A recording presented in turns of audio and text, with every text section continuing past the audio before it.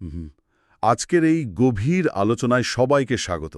আমাদের আজকের আলোচনার মূল ভিত্তি হল জেমস ক্লিয়ারের সেই বিখ্যাত এবং সাড়া জাগানো নোটস অ্যাটমিক হ্যাবিটস। হ্যাঁ, বইয়ের জগতের বাইরেও এই নোটসগুলো নিয়ে প্রচুর চর্চা হচ্ছে এখন। একদম। তো আমাদের আজকের মূল উদ্দেশ্য হল তথ্যের পাহাড় দিয়ে কাউকে খামোখা বিভ্রান্ত না করা, বরং কিভাবে ছোট ছোট পরিবর্তনের মাধ্যমে ভালো অভ্যাস গড়া যায় আর খারাপ অভ্যাসগুলো ভাঙা যায়, তার একটা পরিষ্কার ও বিজ্ঞানসম্মত রূপরেখা তুলে ধরা। রাইট, মানে শুধু থিওরি নয়, একদম প্র্যাকটিক্যাল কিছু বিষয় নিয়ে কথা বলবো আমরা। হ্যাঁ, তো আচ্ছা, চলুন বিষয়টা একেবারে খুলে বলা যাক। আমরা যখন কোনো জাদুকরের পারফরম্যান্স দেখি, তখন সবাই কিন্তু এই চূড়ান্ত মুহূর্তটার জন্যই অপেক্ষা করি, তাই না? জাদুকর যখন টুপি থেকে খরগোশ বের করে। ঠিক তাই। আর তখন আমরা অবাক হয়ে ভাবি যে ম্যাজিকটা আসলে কোথায় হলো। আমাদের মনে হয় বড় কোনো সাফল্যের পেছনে নিশ্চয়ই এরকম কোনো জাদুকরী মন্ত্র আছে। কিন্তু এই নোটস ঘাঁটতে গিয়ে দেখলাম, বাস্তব জীবনে ম্যাজিক বলতে কিছু নেই। আসলে এই তথ্যের মূল সৌন্দর্যটাই হলো এখানে। এটা শুধু আপনাকে কি করতে হবে তার একটা লিস্ট ধরিয়ে দেয় না। মানে পেছনে কারণটাও বলে দেয়। একদম, মানব মস্তিষ্কের কাজের ধরন অনুযায়ী কেন এই ছোট ছোট পরিবর্তনগুলো ঘটে সেটা খুব যৌক্তিকভাবে ব্যাখ্যা করে। আমরা তো বড় কোনো লাফ দেওয়ার চিন্তা করি সবসময়, কিন্তু স্নায়ুবিজ্ঞান বলছে ছোট পরিবর্তনের শক্তি অনেক বেশি। হুম, এখানে আসে সেই চমৎকার ধারণাটা, মানে দ্য 1% রুল বা 1% উন্নতি নীতি। হ্যাঁ, গাণিতিক বিষয়টা খুবই ইন্টারেস্টিং। সোর্স মেটেরিয়ালে বলা হচ্ছে যে একটি বড় লক্ষ্য অর্জনের বদলে প্রতিদিন মাত্র 1% উন্নতি করার প্রভাবটা জাদুকরী। কম্পাউন্ডিং এফেক্ট বা চক্রবৃদ্ধি প্রভাবের কারণে 1 বছরে নাকি 37 গুণ বেশি উন্নতি সম্ভব। শুনতে অবিশ্বাস্য মনে হলেও এটাই সত্যি। এর সবচেয়ে নিখুঁত একটা বাস্তব উদাহরণ হল ব্রিটিশ সাইক্লিং দলের গল্পটা। ও হ্যাঁ, ওই যে 2003 সালের ঘটনাটা। রাইট, ডেভ ব্রেলসফোর্ড যখন ব্রিটিশ সাইক্লিং দলের দায়িত্ব নিলেন, তখন তাদের অবস্থা খুব একটা ভালো ছিল না। মানে বলতে গেলে তারা সেভাবে কোনো বড় টুর্নামেন্ট জিততেই পারত না। হ্যাঁ, আমি তো পড়লাম যে ইউরোপের বড় বড় সাইকেল কোম্পানিগুলো নাকি তাদের সাইকেল বিক্রি করতে চাইতো না ব্রিটিশ দলকে, পাছে তাদের ব্র্যান্ডের বদনাম হয়। ঠিক এই জায়গাটাতেই ব্রেলসফোর্ড এসে পুরো খোলনলচে পাল্টে ফেলার মতো কোনো বিপ্লবী ঘোষণা কিন্তু দেননি। তিনি শুধু ওই 1% পরিবর্তনের জায়গাগুলো খুঁজলেন। মানে যেগুলো কেউ সাধারণত খেয়ালই করে না। একদম। ধরুন, সাইক্লিস্টদের পেশি দ্রুত রিকভার করার জন্য কোন মাসাজ জেলটা সবচেয়ে ভালো, সেটা তিনি ডাক্তার দিয়ে পরীক্ষা করালেন। হ্যাঁ, আর ওই ঘুমানোর ম্যাট্রেসের বিষয়টা? হ্যাঁ, সাইক্লিস্টরা যেন রাতে সবচেয়ে ভালো ঘুম ঘুমাতে পারে, সেজন্য তারা যেখানেই যেত নিজেদের নির্দিষ্ট বালিশ আর ম্যাট্রেস সাথে করে নিয়ে যেত। এমনকি সাইকেল বহন করার ট্রাকগুলোর ভেতরটা সাদা রং করে দেওয়া হয়েছিল, তাই না? রাইট, যাতে সামান্যতম ধুলোবালিও চোখে পড়ে, কারণ ধুলোবালি সাইকেলের চেনের ক্ষতি করতে পারে। আলাদাভাবে দেখলে এই পরিবর্তনগুলো একেবারে নগণ্য মনে হয়। হুম, কিন্তু যখন এই শত শত ছোট উন্নতি একসাথে মিলল, তখন ফলাফলটা হলো ওই 2008 সালের বেইজিং অলিম্পিক। ব্রিটিশ দলটি সাইক্লিংয়ের 60% গোল্ড মেডেল জিতে নিয়েছিল সেবার। দারুণ তো। কিন্তু এখানেই আমার একটা খটকা লাগে। মানে সাধারণ মানুষ যখন এই ছোট ছোট কাজগুলো শুরু করে, তারা তো আর ব্রেলসফোর্ডের মতো সাথে সাথে অলিম্পিক মেডেল পায় না। তখন কি হয়? তখন মানুষ হতাশ হয়ে যায়, কারণ আমরা আশা করি আমাদের পরিশ্রমের ফলটা সাথে সাথে দেখা যাবে। সোর্সে এটাকে সুপ্ত ক্ষমতার স্তর বা প্লাটো অফ লেটেন্ট পোটেনশিয়াল বলা হয়েছে। হুম, আমি এই কনসেপ্টটাকে একটা বরফ গলার উদাহরণ দিয়ে ব্যাখ্যা করতে খুব পছন্দ করি। আচ্ছা, বরফের উদাহরণটা দারুণ। ধরুন 25 ডিগ্রি ফারেনহাইট তাপমাত্রার একটা ঘরে একটা বরফের টুকরো রাখা আছে। আপনি অনেক কষ্টে তাপমাত্রা বাড়ালেন 26, 27, 28, 29, 30 ডিগ্রি। কিন্তু বরফটার দিকে তাকিয়ে দেখলে মনে হবে কিছুই তো হচ্ছে না। একদম তাই। আপনার মনে হবে পুরো খাটনিটাই বৃথা। কিন্তু যেই মুহূর্তে তাপমাত্রা 32 ডিগ্রিতে পৌঁছাবে, ঠিক তখনই বরফটা গলতে শুরু করবে। ওই 32 ডিগ্রির মুহূর্তটা কিন্তু হঠাৎ আসেনি। আগের ওই কাজগুলো জমা হচ্ছিল। হ্যাঁ, ওই শক্তিটাই জমা হচ্ছিল। বাঁশগাছের উদাহরণটাও তো একই রকম। 5 বছর ধরে মাটির নিচে শেকড় তৈরি হয়, বাইরে থেকে কিছুই বোঝা যায় না। তারপর হঠাৎ মাত্র 6 সপ্তাহে 90 ফুট লম্বা হয়ে যায়। আসলেই এই জায়গাটাতেই মানুষ ধৈর্য হারিয়ে ফেলে। তারা ভাবে কাজটা কাজ করছে না। আমি এটাকে একটা মাটির ব্যাংকে কয়েন জমানোর সাথেও মেলাতে পারি। মানে প্রতিদিন কয়েন ফেলছেন, মনে হচ্ছে কিছুই হচ্ছে না, কিন্তু একদিন হঠাৎ ব্যাংকটা কানায় কানায় ভরে যায়। তাহলে এই বিষয়টা আমাদের দৈনন্দিন প্রত্যাশার ক্ষেত্রে ঠিক কী অর্থ বহন করে? এর অর্থ হল আমাদের শুধু লক্ষ্য অর্জনের দিকে না তাকিয়ে নিজের পরিচয়ের বা আইডেন্টিটির পরিবর্তনের দিকে তাকাতে হবে। মানে লক্ষ্য বা গোল সেট করাটা যথেষ্ট নয়। না, কারণ পরিবর্তনের ৩টি স্তর আছে: ফলাফল, প্রক্রিয়া আর পরিচয়। আমরা সবসময় ফলাফল বা আউটকাম দিয়ে শুরু করি। একটা নির্দিষ্ট রেজাল্ট চাই আমরা। ঠিক, কিন্তু সোর্সে একটা চমৎকার উদাহরণ দেওয়া হয়েছে। ধরুন, দুজন মানুষ ধূমপান ছাড়ার চেষ্টা করছেন। কাউকে যখন সিগারেট সাদা হয়, তখন প্রথমজন বলেন, না ধন্যবাদ, আমি ধূমপান ছাড়ার চেষ্টা করছি। আচ্ছা।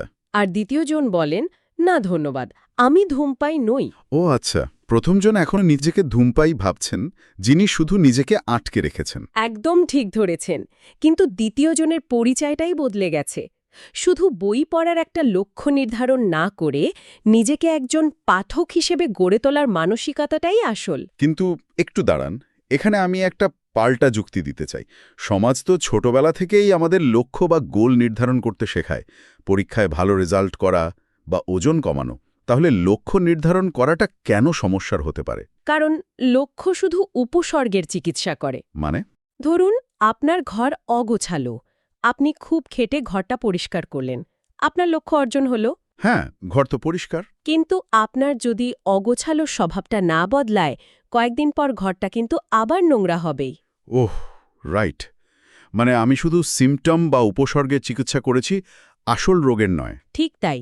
আর লক্ষ্য অর্জনের পর মানুষের মধ্যে একটা শিথিলতা কাজ করে, যাকে ইয়ো ইফেক্ট বলা হয়। মানুষ ওজন কমানোর পর আবার ডায়েট ছেড়ে দেয়। হ্যাঁ হ্যাঁ, এটা তো খুব দেখা যায়। গোল অ্যাচিভ হয়ে গেলে আর মোটিভেশন থাকে না। কারণ তাদের লক্ষ্য ছিল শুধু ওজন কমানো, আজীবন সুস্থ থাকার পরিচয় তৈরি করা নয়। এই বিষয়টা খুবই ইন্টারেস্টিং।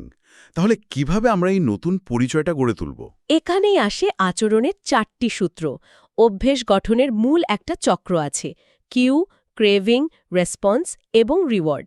মানে সংকেত, আকাঙ্ক্ষা, প্রতিক্রিয়া আর পুরস্কার। হ্যাঁ, প্রথম ধাপ হল কাজটাকে স্পষ্ট করা বা মেক ইট অবভিয়াস।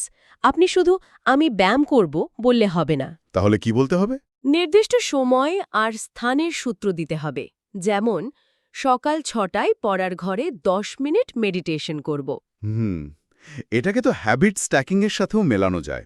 মানে পুরনো অভ্যাসের ঘাড়ে নতুন অভ্যাস চাপিয়ে দেওয়া। একদম। সকালে চা খাওয়ার পুরনো অভ্যাস তো আছেই।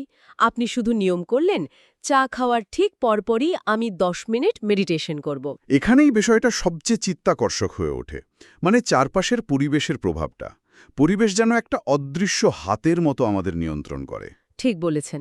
যেমন ধরুন সুপার শপের কথা। চোখের সামনে বা আই লেভেলে যে পণ্যগুলো থাকে, সেগুলোই তো সবচেয়ে বেশি বিক্রি হয়। আবার কেউ অফিসে পানি বেশি খেতে চাইলে আর তার ডেস্কে যদি সোডার বোতল থাকে, তাহলে সে অবচেতনভাবেই সোডাই খাবে। রাইট। এর বদলে সোডা সরিয়ে চারপাশ পানির বোতলে ভরিয়ে রাখলে এমনিতেই পানি খাওয়া বেড়ে যাবে। পরিবেশ স্পষ্ট করার পর আসে দ্বিতীয় সূত্র: কাজটিকে আকর্ষণীয় বা অ্যাট্রাক্টিভ করা।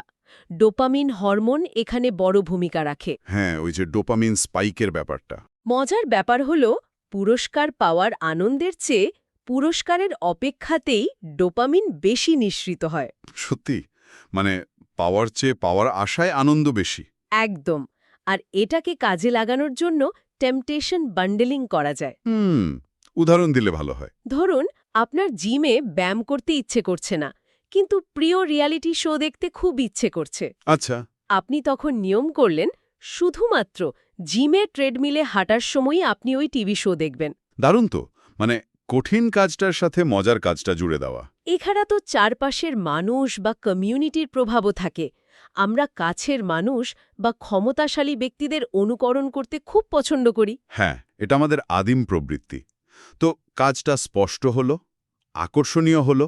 এরপর আসে তৃতীয় সূত্র, কাজটিকে সহজ করা বা make it easy.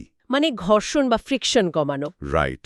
Law of least effort অনুযায়ী মানুষ সবচেয়ে কম পরিশ্রমে কাজ করতে চায়। তাই কাজ শুরু করার পথের বাধাগুলো সরিয়ে ফেলতে হবে। একদম ঠিক। কেউ যদি প্রথম দিনই ম্যারাথন দৌড়ানোর কথা ভাবে, তার তো ঘাম ছুটে যাবে, কিন্তু সে যদি শুধু ভাবে যে আমি 2 মিনিটের জন্য ব্যায়ামের পোশাক আর জুতোটা পরব। হ্যাঁ, তখন কাজটা অনেক সহজ মনে হয়। এখানে পারফেকশনের চেয়ে রিপিটেশন বা পুনরাবৃত্তির উপর জোর দেয়া হয়। আপনি যে জিমের দরজা পর্যন্ত গেলেন, সেটাই আপনার নতুন পরিচয়ের একটা ভোট। রাইট। এরপর কাজটা বারবার করার জন্য আসে শেষ ধাপ, কাজটিকে তৃপ্তিদায়ক বা স্যাটিসফাইং করা। মানব মস্তিষ্ক তাৎক্ষণিক তৃপ্তি বা ইনস্ট্যান্ট গ্র্যাটিফিকেশন খুব পছন্দ করে। ওই টুথপেস্টের উদাহরণটার মতো। টুথপেস্টে যে মিন্ট ফ্লেভার দেওয়া হয়, ওটা তো দাঁত বেশি পরিষ্কার করে না। না, ওটা শুধু মুখ পরিষ্কারের একটা সতেজ আর তৃপ্তিদায়ক অনুভূতি দেয়, আর ওই অনুভূতির জন্যই আমরা প্রতিদিন ব্রাশ করি। আরেকটা উদাহরণ দেখলাম, ওই মিল্কশেক না খাওয়ার জন্য তাৎক্ষণিক $5 জমানোর বিষয়টা। মানে মিল্কশেক খাওয়ার টাকাটা সেভ করে সাথে সাথে একটা জারে রেখে দেয়া, যাতে চোখে দেখা যায়। হ্যাঁ, একটা ভিজুয়াল প্রুফ থাকলে তৃপ্তি পাওয়া যায়। হ্যাবিট ট্র্যাকার ব্যবহার করাটাও একই রকম কাজ করে। আর সোর্সে বলা হয়েছে কখনোই পরপর দুবার ভুল না করার বা নেভার মিস টুয়াইস নীতি। একদিন জিম মিস হলে পরের দিন কোনোভাবেই মিস করা যাবে না। একদম। আচ্ছা, এতক্ষণ তো ভালো অভ্যাস গড়ার কথা শুনলাম। এই সূত্রগুলো ব্যবহার করে কিভাবে আমরা খারাপ অভ্যাসগুলো ভাঙতে পারি? খুব সহজ। সূত্রগুলোর ঠিক উল্টো দিকগুলো ব্যবহার করতে হবে। মানে খারাপ অভ্যাসকে অদৃশ্য করা। হ্যাঁ, কাজ করার সময় ফোনটাকে অন্য ঘরে রেখে আসা। তারপর কাজটিকে আকর্ষণহীন করা। আচ্ছা। তৃতীয়ত, কাজটিকে কঠিন করা। যেমন রিমোটের ব্যাটারি খুলে আলমারির ওপরে রেখে দেওয়া। পরের বার টিভি দেখতে গেলে ওই ব্যাটারি খোঁজার আলসেমিতে হয়তো মানুষ বই হাতে তুলে নেবে। ঠিক তাই। আর সবশেষে খারাপ কাজটিকে অতৃপ্তিকর করতে হবে। যেমন একটা কমিটমেন্ট কন্ট্রাক্ট তৈরি করা। আপনি সকালে না উঠলে বন্ধুকে জরিমানা দেবেন। ওই টাকা যাওয়ার ভয়টাই আপনাকে বিছানা থেকে টেনে তুলবে। দারুণ লজিক। কিন্তু আমার এখন একটা প্রশ্ন আছে। যখন কোনো অভ্যাস আমাদের একদম আয়ত্তে চলে আসে, তখন কি ঘটে? মানে কিভাবে সাধারণ স্তর থেকে একদম অসাধারণ বা মাস্টার লেভেলে যাওয়া যায়? এই জায়গাটা একটু জটিল। এখানে জেনেটিক্স এবং পরিবেশের একটা ভূমিকা আছে। হ্যাঁ, সোর্সে বলছিল যে লম্বা শরীরের অধিকারীদের দৌড়বিদের চেয়ে সাঁতারু হিসেবে বেশি সফল হন। মানে নিজের প্রাকৃতিক শক্তির সাথে অভ্যাসটাকে মেলাতে হবে। একদম। আর এরপর আসে গোল্ডিলক্স রুল। এটা আবার কি? খুব সহজ বা খুব কঠিন কাজের বদলে সঠিক মাত্রার চ্যালেঞ্জ বেছে নেওয়া। ধরুন, আপনি টেনিস খেলছেন। আচ্ছা। আপনি যদি 5 বছরের একটা শিশুর সাথে খেলেন, আপনি বোর হয়ে যাবেন। আবার সেরেনা উইলিয়ামসের সাথে খেললে হতাশ হয়ে যাবেন। ওহ, বুঝতে পেরেছি। সমকক্ষ কারোর সাথে খেললেই শুধু চ্যালেঞ্জটা উপভোগ করা যায়। হলো এই একঘেয়েমিকে জয় করার ক্ষমতা। যেমন ওই কমেডিয়ান স্টিভ মার্টিনের গল্পটা। তিনি প্রতি সপ্তাহে মাত্র 1-2 মিনিটের নতুন জোকস যোগ করতেন। এভাবে 18 বছর নিরলস অনুশীলনের মাধ্যমে তিনি মাস্টার লেভেলে পৌঁছেছিলেন। ঠিক তাই।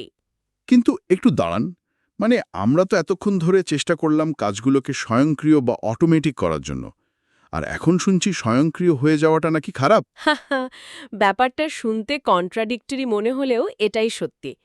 দক্ষতা অর্জনের সূত্র হল অভ্যাস, তার সাথে সুচিন্তিত অনুশীলন বা ডেলিবারেট প্র্যাকটিস। মানে শুধু অভ্যাস যথেষ্ট নয়। না, স্বয়ংক্রিয় হয়ে গেলে মানুষের পারফরমেন্স কমতে শুরু করে, কারণ সে আর ভুলগুলো খেয়াল করে না। তাই নিয়মিত রিভিউ এবং রিফ্লেকশন প্রয়োজন। ওয়াও, সত্যি ভাবার মতো বিষয়।